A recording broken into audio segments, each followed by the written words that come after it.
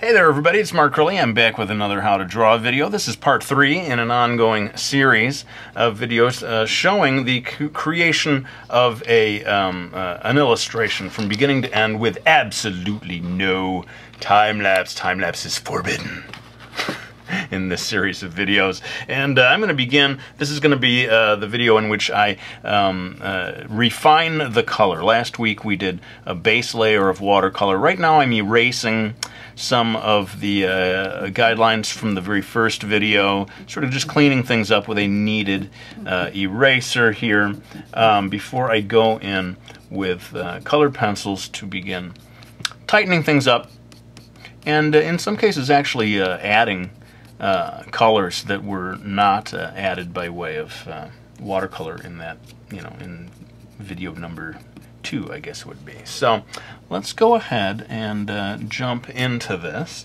I'm going to grab my trusty black Prismacolor and start with defining some of the lines that compose this fence back here.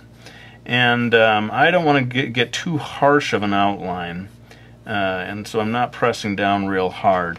But by giving this an outline and having the trees and the hills beyond them not have any outline at all, that allows those other, the trees and the hills to fall back and appear quite distant. Whereas you can see even right now with just a few lines added, suddenly this fence comes forward quite substantially, becomes a part of the middle ground or even the foreground. So yeah, just keep that in mind when you are doing an illustration. Anything that gets a thick line around the edge is going to come forward quite substantially, so you sort of make decisions accordingly. And now I am going to move on to getting more outlines onto this umbrella and the female character who is sort of at the heart of this illustration. One of the things that I feel like I have to make some decisions about is, do I leave her completely with this muted, colorless kind of thing, or do I try to choose a couple of things that maybe get a little dash of color? I remember my teacher, my mentor back in college, David Small, talking about the, if you add just a little dash of color here and there, that can be plenty, and that really livens up an illustration. Whereas if your illustration is just filled with color all over the place, they're sort of competing with one another, at least, in his view, and so that he would sort of deliberately just add a little dash of color here and there. So I think I might do that, might attempt that technique with this illustration. But for now, I'm just going to sort of do the outline. I decided to add a pocket here to her raincoat and get the blue jeans. Yes, I have held true to my promise to draw a character that wasn't wearing a skirt, a female character. It is true in my videos the female characters do tend to always be wearing skirts of some kind. This time it's blue jeans, people. I've made a breakthrough. Finally. And I am noticing, and some of you may be noticing as well, that I had forgotten to add any watercolor to her hand here. That's something I will probably have to fix later on. But I was looking at these boots earlier, and I feel like they maybe need to extend a little further, so I'm dropping this line down a bit past where I had done the watercolor, and you can kind of get away with that sort of stuff. I'm always sort of making little corrections of things as I go along. The reason I did that is I figure she needs to be on a line that connects with this so that we feel she's standing in front of it. If her shoes come to a stop up there, it feels like she's standing next to it and looking off into space in a weird direction. So that's why I did that. And now I'm going to go in, and you can see as I come to this shrine area that I'm allowing myself to move the lines much more quickly. Why? Because I don't feel so nervous about issues of anatomy like I did over here. I'm sort of like, oh boy, if I get a line in the wrong place, I'm sunk. Whereas over here I can say, hey, you know, this is a beat up old shrine anyway, so it doesn't need to look perfect. So yeah, I feel like I can sort of move the pencil much more quickly. Now I do want to get some sense of the structure of this thing. What is supporting that rooftop? Well, I see that I'm imagining 3 different wooden beams, and maybe there must be some sort of cross beams that are supporting it. So we may need to go back in with a bit of watercolor in the polishing phase, next week's video, to fix some of this stuff. But anyway, I've had a lot of fun working on this series of videos. I feel kind of released in a way, in a funny way, because there's I don't need to edit any of this, right? It's all pure raw footage. And don't worry, I'm not going to suddenly start doing all my videos this way. I think there is a place for videos that have time-lapse, that move a little more quickly than this series of videos has. But just to let you know, I'm using a pencil sharpener here, a handheld little simple pencil sharpener. Some people will say, how do you keep your pencils so sharp? And it is true that a lot of times I'm sharpening it in a little break, you know, that gets hidden in the edit, and so there may create this illusion that my pencils remain magically sharp. They really don't. I'm having to sharpen them like anyone else. Anyway, going in here, adding a few more lines here and there. What if we used up about 6 minutes? Oh, this is not bad, though. I mean, this means we have plenty of time to do other stuff. I think these videos are starting to clock in at more like 25 minutes per video rather than 20 minutes. But hey, you know, if you've been watching this long, you're one of the dedicated few, the committed people who are willing to watch these longer videos. Anyway, just adding a few more kind of impressionistic, like I've been using that word a lot in this series, dashing lines in here in a way that's not super careful, because that's kind of the approach that I want. I want this to have a light approach, not something that was labored over too much. But now it's time to switch to a different colored pencil. I'm going to use a Prismacolor very thin olive green to start adding a bit more definition to the grass here. Now, especially these blades of grass near the foreground, I think, are going to need to get considerably darker. And I've been inspired a little bit by Miyazaki films like Totoro and so forth. They are so good at illustrating grass, clouds, dirt roads, all of that stuff. They're just so good at that. So if you want to learn how to draw grass, see if you can pick up one of these, like The Art of Totoro is a book that I have, allows you to really pore over these illustrations and get some sense of how they did it.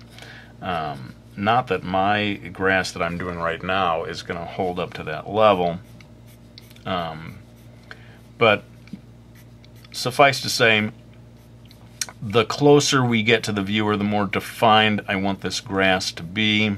Further away, I'm going to lighten up on the pencil. In fact, I might not even touch some of those areas that are further away. But one thing that I have learned from Miyazaki, sounds like he's a friend of mine. I was talking to Hayao the other day, and he said to me, now one of the things that I've learned by just studying the illustrations is that he varies the types of plants that you see in the grass.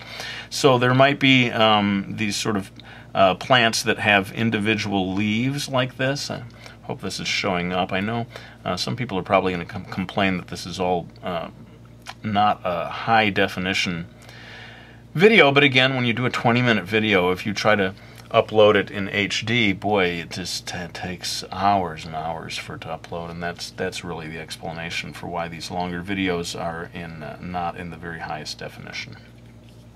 But I may do a sort of a compilation video that brings all of these individual ones together in time-lapse.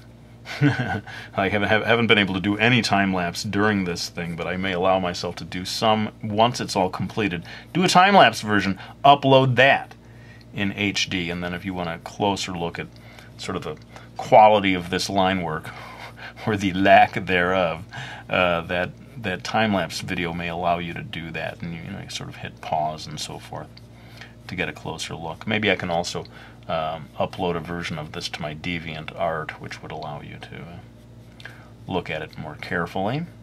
But I feel like you're sort of getting the idea of what I would be doing with the colored pencils in terms of the grass. I think there's really going to be a lot more to be done with this in the polishing phase. Let me move on now to the road. I'm pulling out a brown colored pencil that is by the same company, and again, I really don't like people to feel like they, oh, I need to buy the Prismacolor. No, just go to your art store, say, hey, what color pencils do you have that you recommend? And just the one thing to watch out for is sometimes colored pencils can be, the lead of the colored pencil is quite dark, or I mean quite hard, and when you push down on the paper, you really have to push down hard. That's what these pencils are like, the very thin, within the Prismacolor brand, whereas their standard pencils are much softer. It's very easy to get the color come off, but then they're less precise, so there's sort of a trade-off there. I feel like I said that exact same thing in a recent video. Crilly, you are repeating yourself. But now I'm starting to get to more of like adding little rocks and stuff, especially in the foreground here, adding a bit more texture to this road. This is starting to get into the realm of polishing territory, which I'll probably be doing a lot more with on next week's video. But I thought I'd show you at least a little of how this can be done with colored pencil. I'm definitely going to be coming back into these puddles here and adding some watercolor for her reflection. Another thing that I realized I kind of forgot in last week's video to add the color of the reflection in those pools of water. And I do have a plan to use pastels up here. I think I'll hold off and do that in the polishing phase. Let me switch to another green. I'll switch back to the green and do just a little bit more definition to these trees, just up at the upper edges. I don't want them to be really clear. I don't want a hard outline at the edge, but I want to bring them forward just a little away from the distant hill, so that the hill seems very far away, and we have maybe 3 or 4 layers of distance, right? You could say that the grass is going to be very near to us, the female character in the shrine a little further away, the fence farther away, then the trees, and then finally way back to the hill, and I guess you could arguably say the sky is beyond that. So you get all these different layers, and that sort of gives you this feeling of depth, makes the illustration more interesting to look at, hopefully. I was talking about adding a dash of color to the female character here in the middle of the illustration, and I think I might go ahead and do that right now. What if we say that she has a kind of a reddish scarf? I don't know if this is the red that I want. I'll switch over here to a kind of a brighter red. I'm going to give her a reddish scarf here that gives us just a little dash of color. And a lot of times when you do something like this, you feel like you want to balance that out somewhere.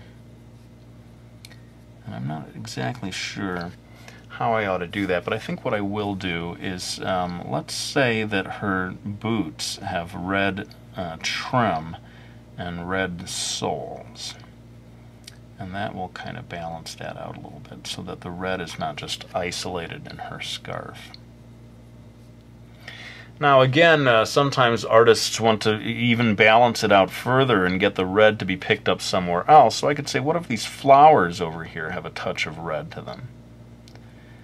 And then we get a little bit of a sort of a triangular balance of colors going on, from the red of the flowers to the red of the soles of the boots and up to the scarf, and those sort of 3 areas sort of balance each other out.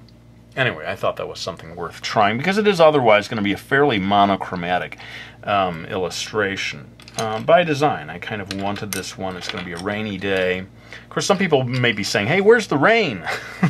This is a rainy day. I don't see any rain, man. And I don't know if I will decide to have the rain be visible in the polishing phase video next week. I may or I may not decide to do that. Well, now I'm going in with the black Prismacolor again to add yet more definition to the female character. I'm darkening in her hair. The more we do with the colored pencil, the more it comes forward and seems closer to us.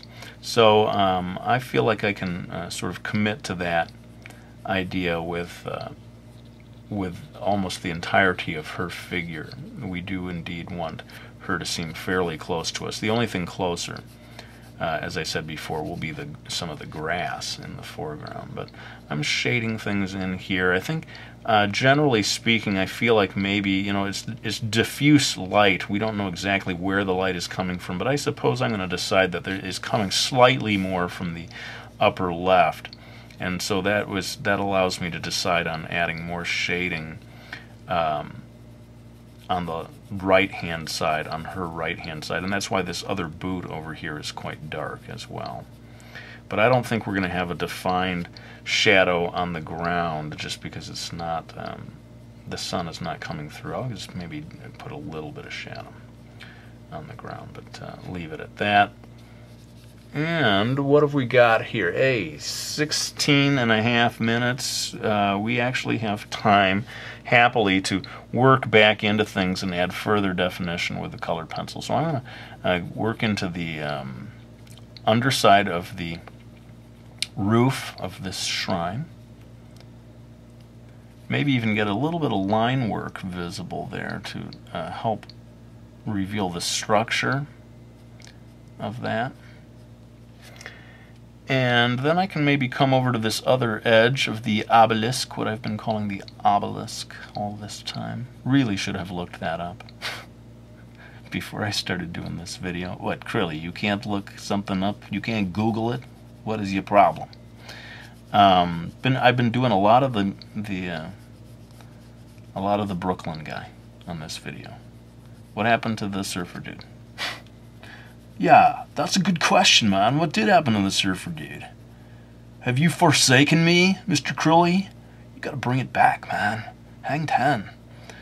So we're darkening in. I've decided for this one, and it's kind of funny because I said the upper left. Maybe it's the left, but it's back a little because over here I'm kind of committed to a lot of shading on this side.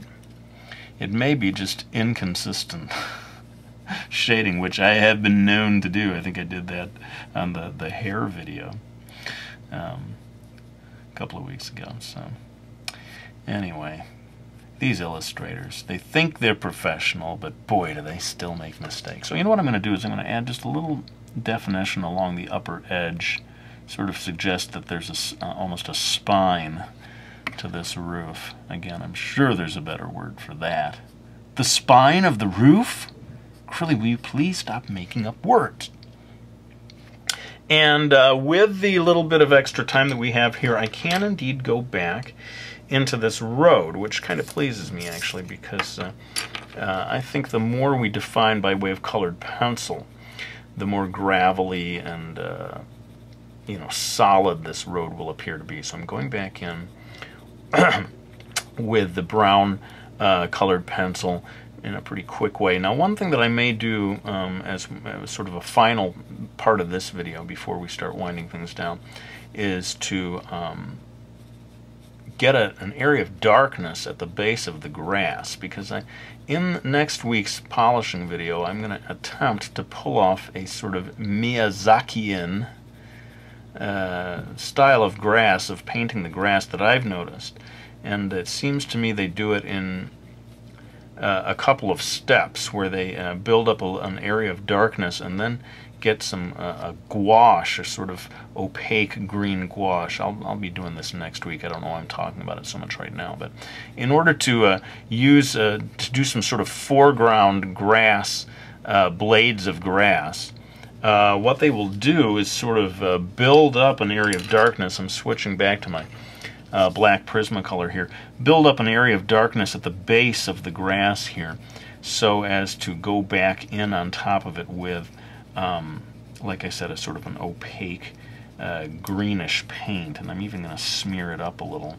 But that's what this is for. It is, of course, shadows, you know, cast by the grass itself, I suppose, but it is sort of laying the groundwork for me to go back on top of this with opaque green in next week's video.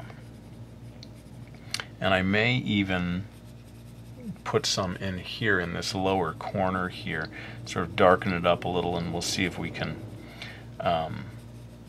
make use of the opaque green in this area as well to get some grass that's really quite near us. I feel like we could benefit from that over here as well, so I'm going to go ahead and darken this whole area. We want this grass to seem close to us compared to the grass in the distance there.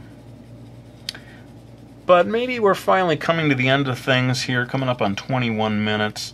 I feel like I kind of got everything where I want it to be in terms of refining the watercolor that I put down last week and giving it a little more definition. I'm just going in and shading with the brown pencil to get this lower section of the road to just come a little closer to us. And I can see that there is a lot of work yet to be done in the polishing phase next week that I think will really help carry this to completion. I just want to say a special thank you to anyone who's stuck with this series of videos this far. I know it has required patience to watch me work again and again on the same illustration. I do hope it is useful. I hope that that people actually watch these videos, because if they don't, then I will learn the lesson. Mark, don't do 4 weeks in a row of the same subject. People get bored and tired of it, and they stop watching. But, you know, we'll see. I think it was a worthy experiment anyway, and we'll see how it goes. I think it's time, though, for me to kind of wind this down for now. I'll go ahead and lay down this pencil. Thank you so much for watching this video, and I will be back with another one real soon.